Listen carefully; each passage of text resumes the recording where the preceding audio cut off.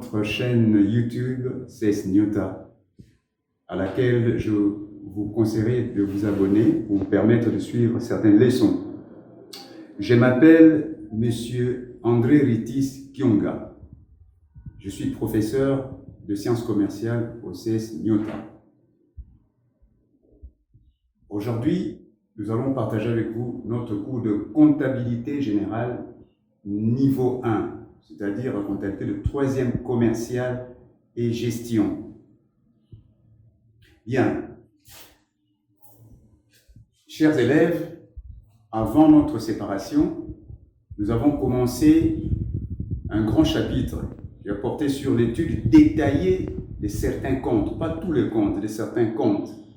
On a commencé par certains comptes de la classe 1, qui s'intitule classe des comptes des ressources durables ou stables. On a commencé, on est passé par la suite certains comptes de la classe 2, le compte d'actifs immobilisés. Et dans ces comptes, nous avons commencé une notion très importante qui touche à la vie de l'entreprise, aussi bien commerciale qu'industrielle, étant entendu que l'entreprise détient certaines, ce que nous appelons en termes techniques des immobilisations, l'ensemble de biens qui sont acquis par l'entreprise pour servir à son exploitation, pour servir à son fonctionnement. Et ces biens sont soumis absolument à une certaine dégradation. Et donc nous avons commencé cette notion que nous avions appelée comment, et qui peut nous rappeler? Très bien, c'était la notion d'amortissement. Et nous avons commencé par définir l'amortissement. Qui peut nous rappeler la définition de l'amortissement?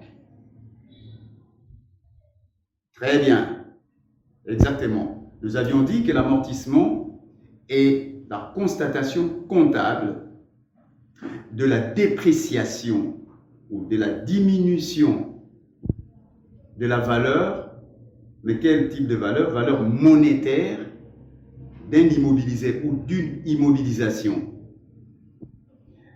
Et cette dépréciation est due à plusieurs causes, qui peut nous en citer quelques-unes. Oui, demoiselle? Oui, elle peut être due à l'utilisation par l'entreprise de l'immobilisation. Oui, messieurs? Elle peut être due également à la détention de l'immobilisation par l'entreprise. Oui. Monsieur, oui. Elle peut être due également au changement de technique. Et il y a plusieurs autres causes que nous pouvons énumérer. Alors, on était passé au second point, parlant de la terminologie. On a vu quelques termes qui sont utilisés dans ces domaines d'amortissement. Nous avons parlé de la durée de vie. De quoi il s'agit? Oui, monsieur? Oui, la durée de vie est le temps pendant lequel l'immobilisation est utilisée par l'entreprise. Qu'en est-il de la dotation? Oui, demoiselle?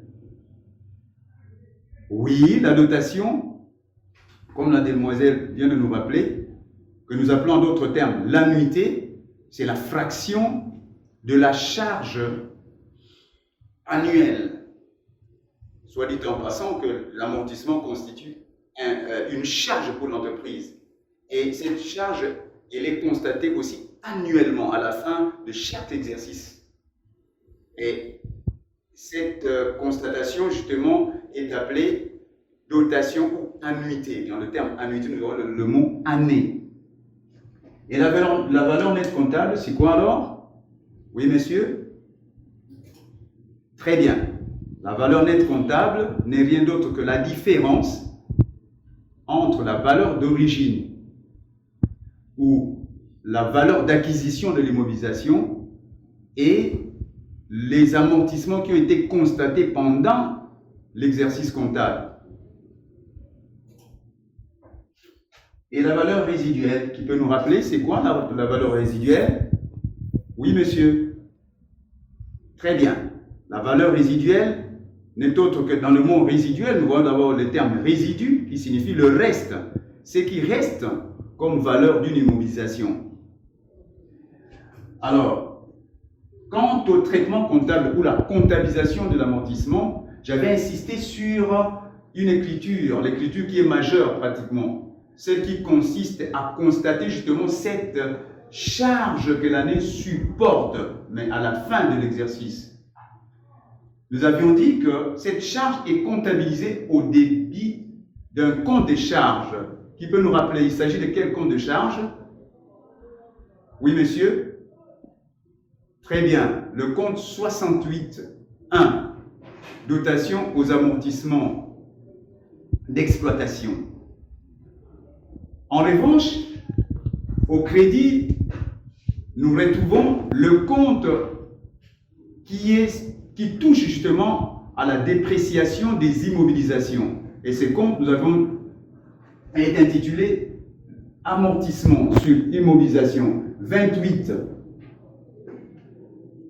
Alors, le 1 à 4, parce que 28 est accompagné d'un indice de 1 à 4, et c'est le 1, si c'est le 28.1, comme vous avez ça dans votre tableau, dans votre liste de comptes, ce sont des amortissements, des immobilisations incorporelles.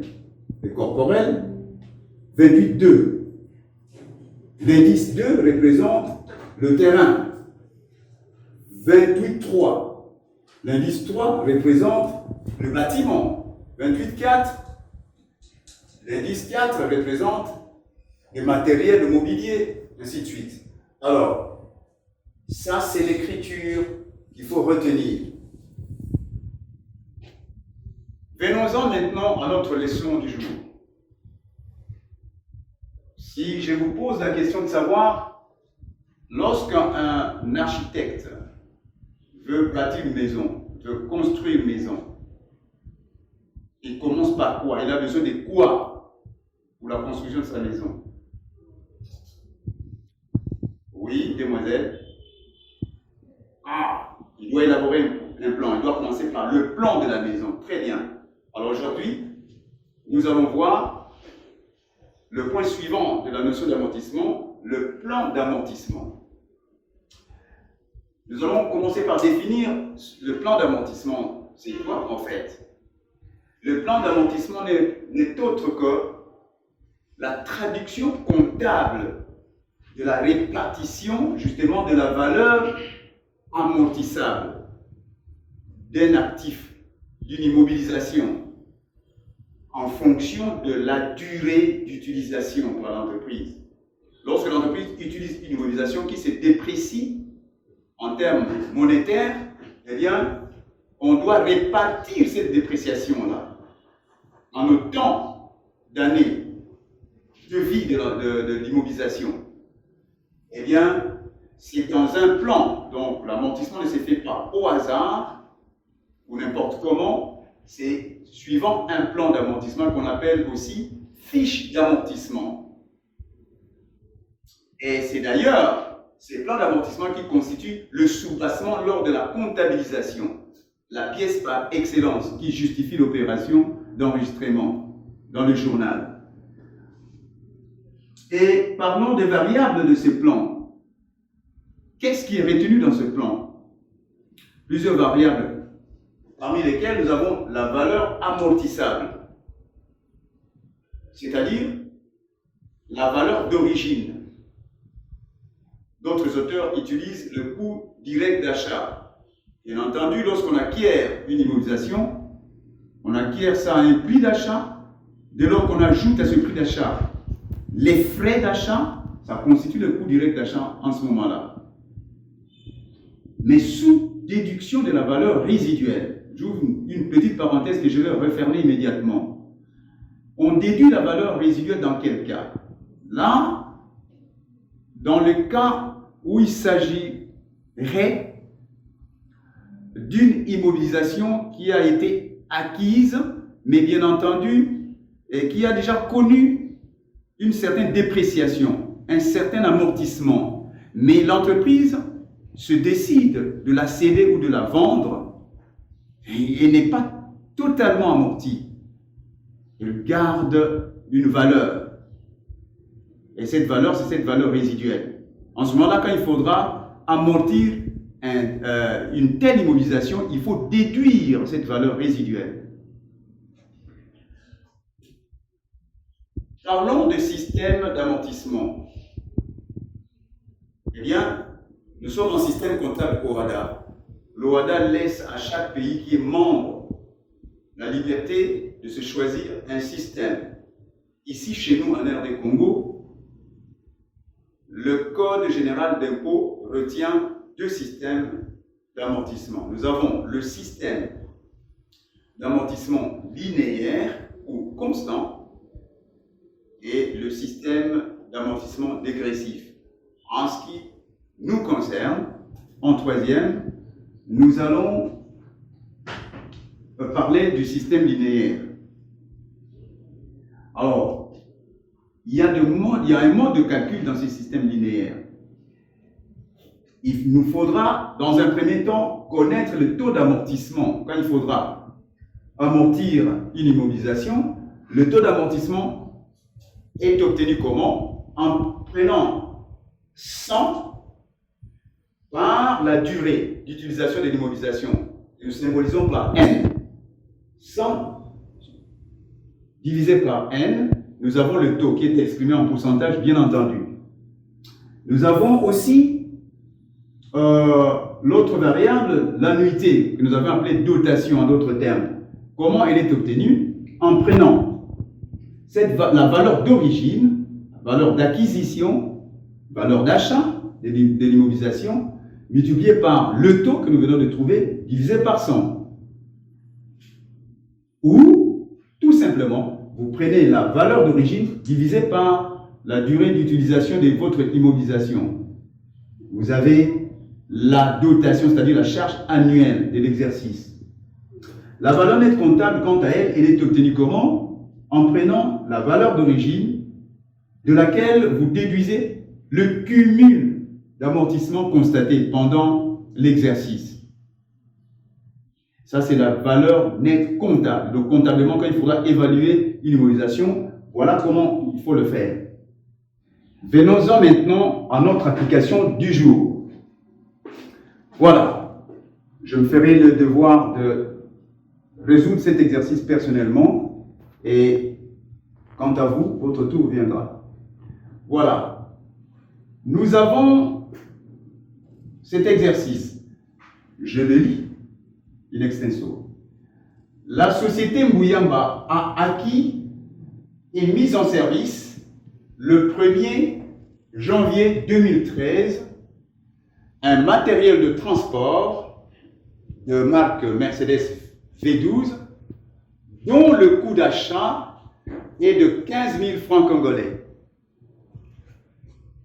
Durée d'utilisation ou durée de vie de ces matériels de transport, 5 ans. Selon le système linéaire. Travail demandé. 1. Présenter le plan d'amortissement ou la fiche d'amortissement de ces matériels de transport. Et 2. Journaliser la dotation ou comptabiliser la dotation au 31 décembre 2013. Une question des lumières. Vous devez résoudre le problème, ou je résous le problème en 3 temps. En premier temps, je commence par des petits calculs préliminaires, donner un peu la lumière à notre exercice. Qu'est-ce qui nous est donné dans le problème? Nous avons la valeur d'origine de notre matériel. 15 000. Valeur résiduelle 0. Donc ici, on suppose que c'est une immobilisation, en tout cas, paye pas neuve, c'est-à-dire toute neuve, qui n'a jamais subi la moindre dépréciation. Elle est toute neuve. Alors, en ce moment-là, comment il faut déterminer la base amortissable? Parce que nous avons besoin de cet élément. Souvenez-vous, dans le mode de calcul, on fait la différence entre la valeur d'origine et la valeur résiduelle. 15 000 moins 0, qui est la valeur résiduelle. Donc, notre base amortissable sera de 15 000. La durée, 1 égale 5 ans. Et donc, quand nous avons la valeur d'origine, nous avons la durée d'utilisation du matériel. C'est très facile de calculer la notation, c'est-à-dire la nuitée, la charge annuelle. Elle est égale à combien? 15 000, qui est la valeur d'origine, divisé par 5, la durée d'utilisation. Ça nous donne 3 000. Mais souvenez-vous que nous avons deux manières de calculer la notation. Si nous revenons au mode de calcul, nous pouvons trouver la même valeur en prenant tout simplement la valeur d'origine et en la divisant par la durée d'utilisation. C'est ce que je fais ici. Mais l'autre manière, nous pouvons d'abord calculer le taux d'amortissement. Souvenez-vous de la formule, 100 divisé par la durée qui est de 5 ans, nous avons 20%. Donc nous pouvons aussi calculer l'annuité en prenant la valeur d'origine ou la base amortissable multipliée par le taux divisé par 100. Nous avons toujours 3000. Donc c'est à vous de choisir ce qui vous semble aisé à utiliser comme formule. Ceci étant, nous pouvons passer à l'établissement de notre plan d'amortissement. Mais avant l'établissement de ces plans, j'aimerais bien vous faire remarquer quelque chose.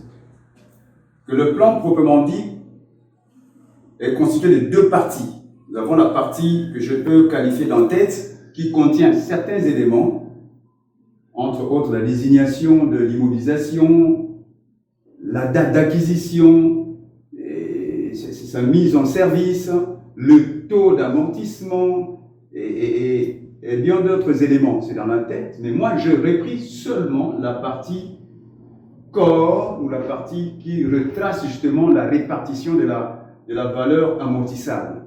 C'est ce qui est plus important. Alors, cette partie, sous forme de tableau, contient 4 ou 5 colonnes selon le cas. La première colonne, c'est la colonne des années. La deuxième colonne, c'est la colonne de la base amortissable.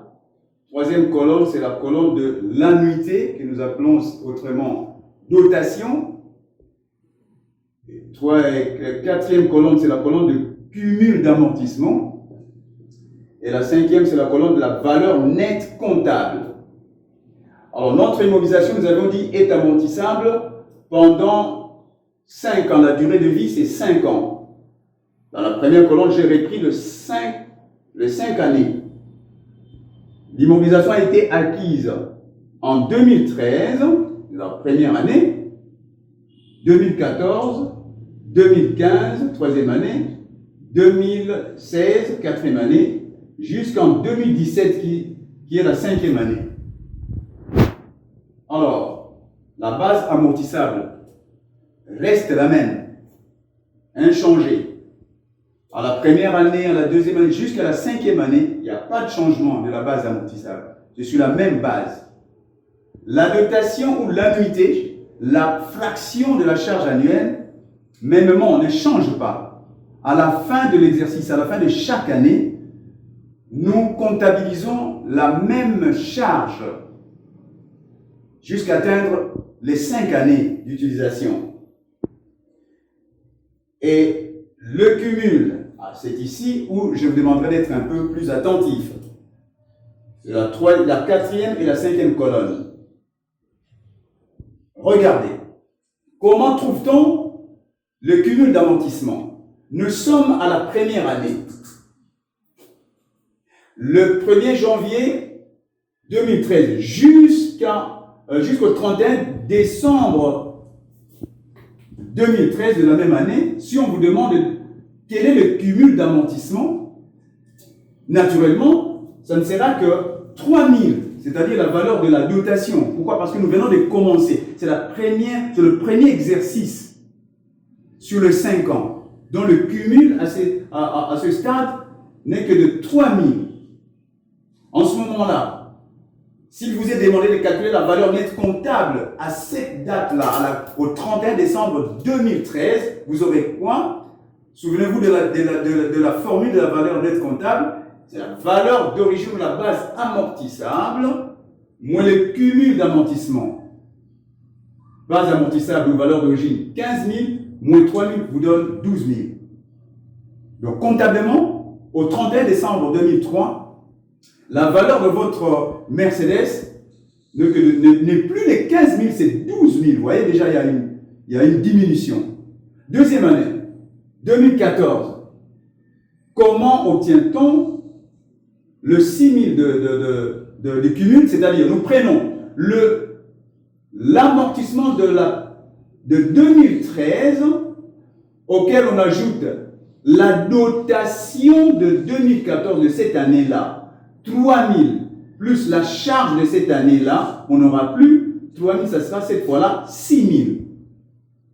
Et la valeur nette comptable, valeur d'origine moins le cumul, vous avez 9 000. 15 000 moins 6 000 égale 9 000. Alors, comment trouver les cumuls à la troisième année? Nous prenons le cumul de la deuxième année, qui s'élève à 6 000, plus la dotation à la troisième année, on a 9 000. 6 000 plus 3 000 égale 9 000. Et la valeur nette comptable, valeur d'origine, moins 9 000 égale 6 000. À la quatrième année, comment on a trouvé les cumuls? Nous prenons les cumuls de la troisième année, auquel nous ajoutons la dotation de cette année-là, 3 000, et nous avons 12 000. Et la valeur nette comptable, 15 000 moins 12 000 égale 3 000. Et à la cinquième année, finalement, le 15 000. Naturellement, nous prenons le cumul à la quatrième année, 12 000, auquel nous ajoutons la dotation de cette cinquième année-là, et nous avons 15 000. Et 15 000 moins 15 000 nous donne comme valeur nette comptable 0. En comptabilité, nous disons l'immobilisation est totalement amortie. Donc, sur le plan valeur monétaire, il est totalement amorti. À quel moment? Au moment où la valeur nette comptable est nulle, est égale à 0. Donc, voilà comment il faut présenter le tableau. Mais alors, une autre manière très simple de trouver le cumul. Si vous n'arrivez pas, si ça vous complique de faire 3 000 plus 3 000, ça vous donne 6 000. 6 000 plus 3 000 égale 9 000. 9 000 plus 12 000 égale, plus 3 000 égale 12 000. 12 000 plus 3 000 égale 15 000. Si vous ne voulez pas ça, ça vous complique. Qu'est-ce qu'il faut faire? Vous pouvez carrément prendre. Voilà. Première année. 1 fois 3 égale 3. 2 fois 3 égale 6. Troisième année, multiplié par la dotation de cette année-là, égale 9. 4 multiplié par la dotation, égale 12. 5 fois 3, 15. Voilà une autre manière de trouver cette colonne si ça vous complique. Et pour terminer, venons-en à l'écriture comptable au 31 décembre pour constater ou pour comptabiliser la charge, la dotation annuelle à la fin 2013 ou à la fin de chaque année, parce que c'est pendant 5 ans. À la fin de chaque année, voici l'écriture comptable qu'il faudra passer en tant que comptable. Vous débitez le compte 68.1, dotation aux amortissements d'exploitation. 3 000 par le crédit de 28,45. Donc 28 amortissements de matériel, mais pas n'importe quel matériel, matériel de transport. Parce que il s'agit de compte 24,5. Donc ça, ce sont des indices. Amortissement sur matériel de transport au crédit 3 000. Sur base de quel document nous passons cette écriture? Quel est le sous-bassement comptable de cette écriture? Eh bien, c'est le plan d'amortissement que nous venons d'élaborer tout à l'heure, que nous appelons aussi fiche d'amortissement, qui porte un numéro. Si vous avez utilisé le terme fiche d'amortissement, selon le fiche d'amortissement numéro X. Voilà. Nous sommes pratiquement à la fin, mais nous ne pouvons pas vous laisser comme ça. Vous avez un devoir à domicile. Je lis ça très rapidement. Voilà, au 1er janvier 2009, Le CES Nyota acquiert un bus scolaire à un prix hors taxe de 25 000 francs congolais, affecté au transport des élèves abonnés et sans mise en service à la même date, c'est-à-dire au 1er janvier 2009. Ce bus est amortissable pendant 5 ans, selon, bien sûr, le système constant. Qu'est-ce qu'il vous est demandé de faire? Dresser le plan d'amortissement ou la fiche d'amortissement de ce bus et de comptabiliser l'annuité ou la dotation au 31 décembre 2009. C'est un travail à nous remettre le mardi prochain. Voilà, nous sommes au terme de notre leçon d'aujourd'hui, mais nous avons besoin de tout le monde. Pourquoi nous continuons à vivre un monde de confinement? Vous avez la réponse avec vous. Un seul conseil. Continuez à observer les mesures barrières édictées ou recommandées par l'OMS et notre gouvernement. Ne nous saluons pas, nous serrons la main avec des accolades, nous laver régulièrement les mains, toutes les 15 minutes, pourquoi pas. Évitons de rester à côté des autres, à moins d'1 mètre, 1 mètre ou plus. Le port régulier de notre masque, je pense que ça pourra nous épargner. Nous avons besoin de tous. Merci et au revoir.